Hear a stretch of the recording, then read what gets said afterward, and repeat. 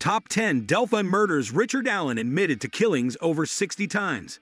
Hey everyone, and welcome back to the channel. Today, we're diving into one of the most chilling and mysterious cases that has left an entire community and the nation gripped with fear and intrigue. We're talking about the Delphi murders and the shocking confessions of Richard Allen, who admitted to the killings over 60 times. This case has more twists and turns than anyone could have imagined.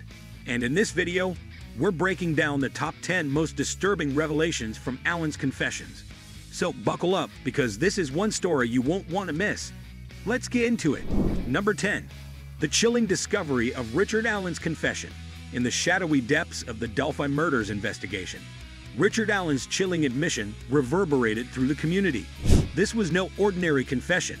Allen shockingly admitted to the brutal slayings of Abigail Williams and Liberty German over 60 times. The sheer number of confessions stunned investigators and the public alike. How could someone repeatedly confess to such a heinous crime? The frequency and intensity of his admissions sent shivers down the spines of those involved, making them question the mind behind the madness. Was this a desperate cry for help, or was there something far more sinister lurking in Allen's psyche? The discovery of these confessions became a pivotal moment in the case, marking a dark turning point in the search for justice. Number 9. The inconsistencies that cast doubt. Despite the overwhelming number of confessions, the investigation was far from reaching a definitive conclusion. Richard Allen's statements were riddled with inconsistencies, casting a dark shadow over the validity of his claims. Each time Allen confessed, the details seemed to shift, like a kaleidoscope of half-truths and contradictions. One moment, he described the events with chilling clarity. The next, his recollections were muddled and confused. This erratic behavior left investigators in a state of constant doubt. Could Allen be deliberately toying with them, or was his memory so fragmented that he could no longer distinguish reality from fiction? The inconsistencies in his confessions added an unsettling layer of complexity to an already perplexing case, leaving everyone involved grappling with more questions than answers. Number 8. The psychological tug-of-war. As Richard Allen's confessions continued to pile up, it became evident that the case was not just a legal battle, but also a psychological one. The mind of Richard Allen was a labyrinth of contradictions, and his repeated admissions of guilt were both a cry for attention and an attempt to reconcile with his conscience. Some experts argued that Allen was a man tormented by his actions, unable to escape the weight of his guilt, leading him to confess over and over again. Others believed that Allen was manipulating the system, using his confessions as a twisted form of control over the investigation.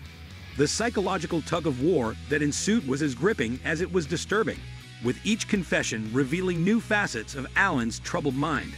Number 7. The timeline of the confessions.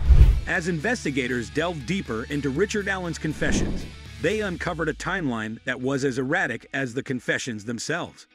These admissions were not confined to a single moment of weakness. Instead, they spanned weeks, months, and even years. Some were made during intense police interrogations. Others were whispered in the dead of night while Allen sat alone in his cell, and still others were casually mentioned in conversations with fellow inmates.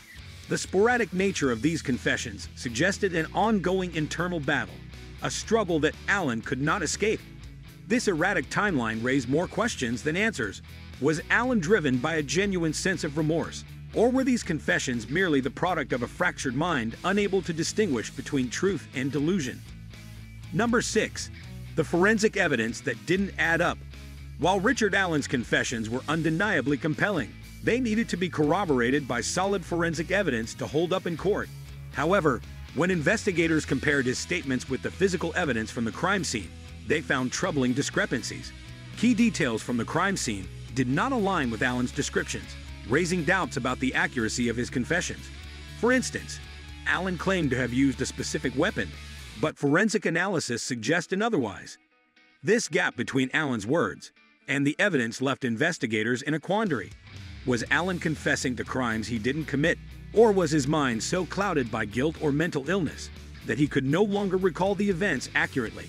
The forensic inconsistencies added yet another layer of complexity to the case, leaving the truth more elusive than ever. Number 5. The impact on the Delphi community.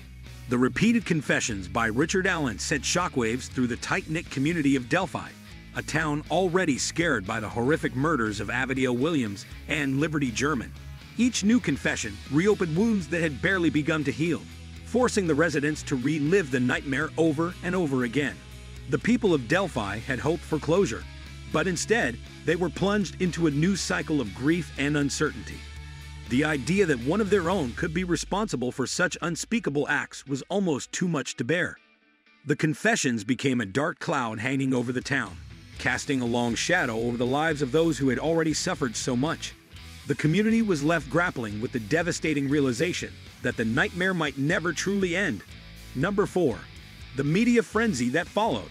As news of Richard Allen's multiple confessions broke, it sparked a media frenzy that quickly spiraled out of control. National news outlets pounced on the story, each new confession feeding the public's morbid fascination with the case.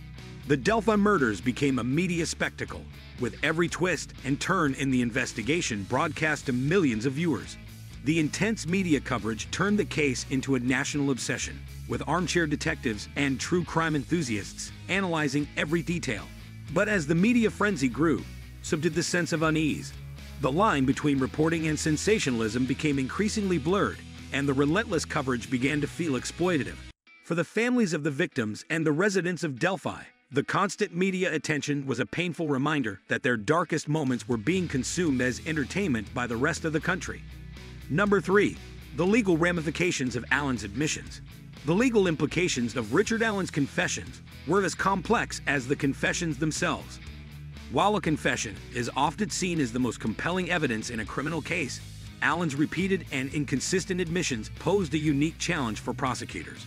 Could these confessions be trusted, or were they the result of a disturbed mind? The defense team argued that Allen was not of sound mind when he made the confessions, and that they should be dismissed as unreliable.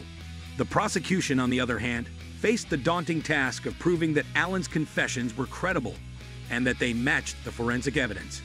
The legal battle that unfolded was as intricate as the case itself, with both sides presenting compelling arguments that left the jury and the public divided. The outcome of this case would have far-reaching implications, not just for Allen, but for the legal system as a whole. Number 2. The role of mental health in the confessions. As the case progressed, it became increasingly clear that Richard Allen's mental health played a pivotal role in his repeated confessions. Psychological evaluations revealed that Allen had a history of mental health issues, which may have contributed to his erratic behavior and conflicting statements. Some experts suggested that Allen was suffering from delusions or was confessing to crimes he didn't commit as a way to cope with his own internal struggles. The intersection of mental health and criminal justice became a central theme in the case, raising important questions about how such confessions should be treated. Should someone with severe mental health issues be held accountable for their confessions, or should those confessions be scrutinized more carefully? The case highlighted the need for a nuanced approach to mental health in the legal system, one that takes into account the complexities of the human mind. Number 1. The ongoing search for the truth. Despite Richard Allen's 60 confessions, the truth behind the Delphi murders remains shrouded in mystery. Each confession, while shocking, added more layers to the enigma rather than bringing the case closer to a resolution. Was Allen truly the killer? Or was he a deeply troubled man confessing to crimes he didn't commit? The investigation continues, with law enforcement officials meticulously sifting through every piece of evidence, every word of Allen's confessions, in the hope of finding the truth. For the families of Abigail Williams and Liberty German, the quest for justice is far from over. The Delphi murders have left an indelible mark on the community, and the search for answers continues to haunt those who were closest to the tragedy. The truth may eventually come to light, but until then, the Delphi murders remain one of the most haunting and unresolved cases in recent history. Thank you for tuning in. If you enjoyed the content, please hit the like button and subscribe.